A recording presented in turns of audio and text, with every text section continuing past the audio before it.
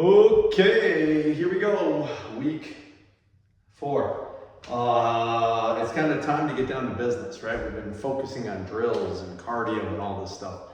For the next few weeks, all the way up to our first tournament, we're going to go a little after this week, right? We're going to go a little lighter on foraging and some of the kind of extracurricular labs. We're going to be doing a little bit more point fighting, critique point fighting. So that's the plan. So week 4 is the theme of this is probably the most important thing in point fighting, and it's fear and hesitation. And I didn't plan on jumping into this one, but week 3 kind of showed me some things, right? Some size differential. Someone big fights someone small. Someone stronger than another person fights somebody that's not as strong, right? Tall and short. Whatever the discrepancy is just a mental discrepancy.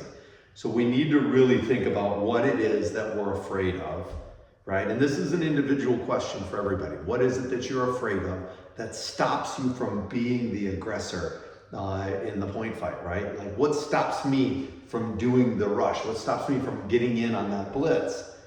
I can't answer the question for everybody, but I can promise you one thing is that if you cannot get over it and you cannot do it, you will never win, period.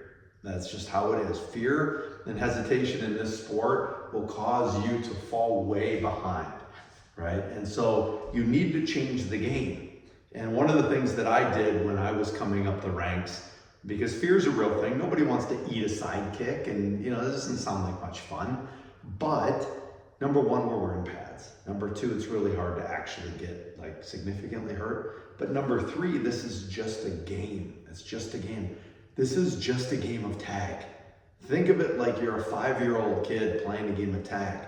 I don't know what it's going to take to get the fear and things out, but we have to train ourselves in that way, right? So if you find that you're a flincher or you're a blinker or some other thing that's going to stop you in your tracks and keep you from moving, you need to figure that out. You need to look in the mirror and go, what's it going to take for me to do that, right? There's only so many drills I can do. There's only so much preaching that I can do. So that is the theme of this. It is probably the most important thing in all of this sport is fear and hesitation. So we're going to try a few things, right? Your warm-up is going to be an eye lock, right? So you're going to actually be with a partner, and the forge captain is going to be doing it as well. And basically, you're going to just be light on your feet as you're moving, and then from there, the forge captain will call out a maneuver like an in and out, or an ollie shuffle, right? Or circle, and you'll circle with your partner. The concept here, though, is that you want to maintain eye contact with your partner. This is an eye contact warm-up drill, right? It's just keep your eyes on each other. Call each other out. If somebody drops eye contact, they owe 3 push-ups at the end of the warm-up, okay? All right? So that's basically it. I'll give a demonstration in a minute of the ollie shuffle, the ins and outs, that kind of stuff. The second part of it is basically going to be controlled jabs.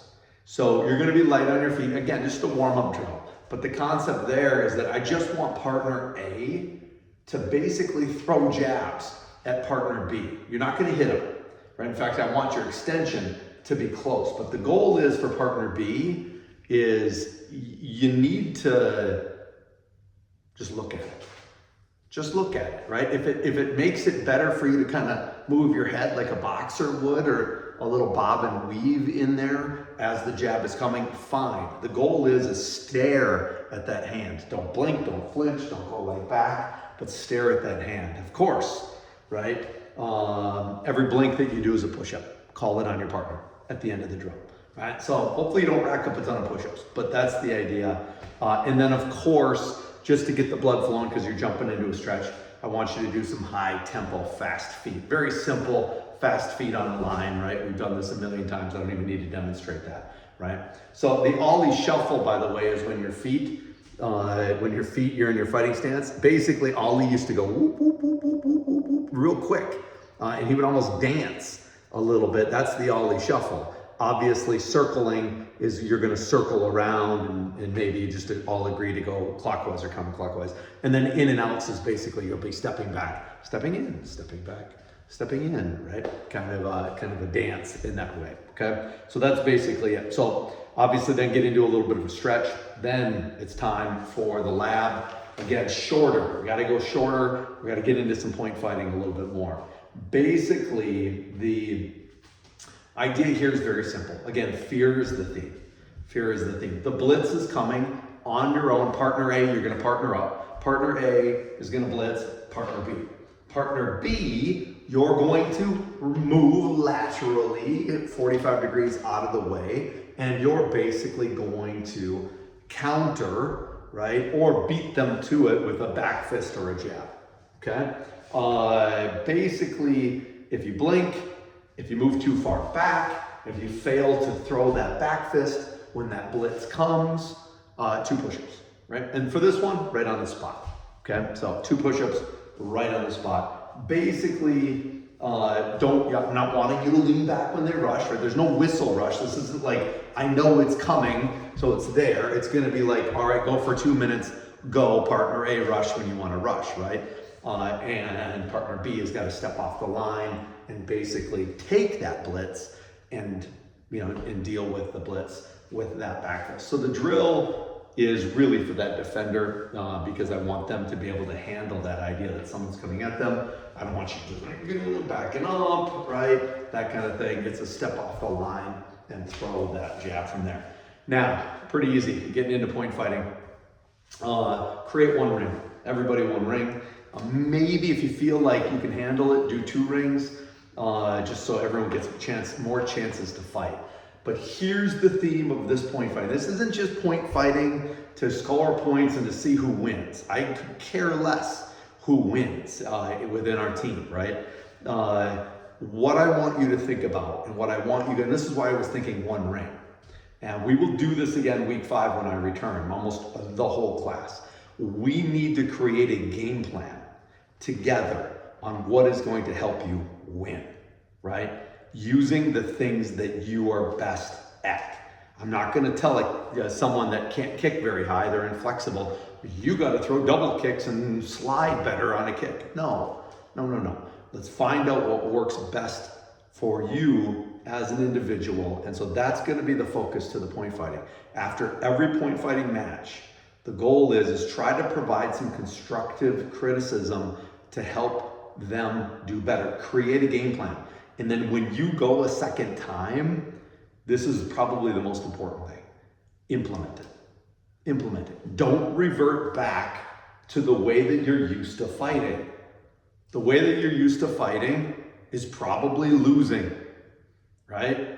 You have to change the way you are if you're going to try to win, right?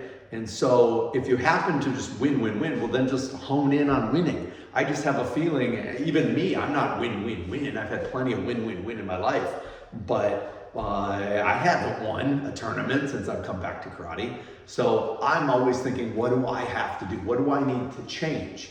And I know me, I have to change my tempo and my pace. I can win matches if I don't get tired. My problem is I get tired. Okay, how do I address that? I have to resort to burst. I realized when I was in the diamonds, I could have won a lot of matches. I was gassed and I couldn't do it. So I need to figure out a way that works for me in my cardio conditioning, because at the age of 50, it's a little bit tougher to try to get there. That's me. You need to figure it out for yourself. I'm going to try to help and to provide things, and I want the teammates to help provide things as well. And that's the focus of the whole class, right? That's where I want you to spend at least 30 minutes thinking about what you're good at. Next week, week 5, I'm gonna ask everybody, right, what they thought was gonna be good or what they thought wasn't gonna be good, like the things they needed to work on, right? What's gonna help them win? And then I'm gonna interject my opinions as well, just because I have a lot of experience on what wins on that, okay? Then at the very end, we'll do, this is probably, by the way, the last week of Heavy Forge, because we need to now focus in and spend our time doing what's going to help us with those tournaments, okay? So we'll get back to the Forge after we get through this next tournament. But this is it. So they're basically slow kicks. I want slow kicks, whether you have to hold on to the bar, whether you can do it freestanding. If you're a black belt, probably should be able to do it freestanding. Under belts, hold on to something. The goal is not for you to challenge your balance. The goal is to work the glutes on your support leg and to work the hip flexor and the outside hips of your kicking leg. I want you to go very, very slow, and the first one is side kick holds, okay? So you want you to kick out, I want you to push it as high as you can, hold it for 2 seconds and retract over 3. Out for 3, hold, retract for 3, okay? High, hold on to something. This isn't a balance test, this is a strength test, okay? Right? Then, after that 30 seconds, we go to the other side, do the other leg for 30 seconds. When that 30 seconds goes, you immediately drop into high knees for 30 seconds. Let's get that heart rate up, help that cardio. That's what I love. That's exactly what I need, okay?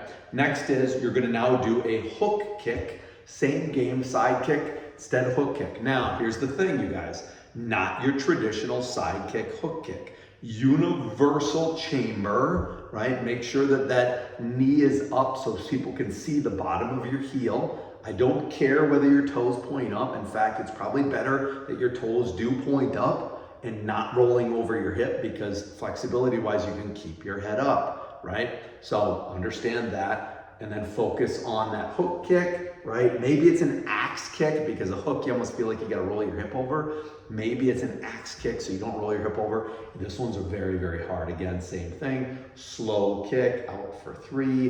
This one, if it's an axe, you're gonna drop it slowly, maintain control, bring it on back in. Both legs, 30 seconds, bang. At this point, do fast feet for 30 seconds. Not high knees, but fast feet. And then final piece, simple 30 burpees, that's it. And then get into our little bit of recovery.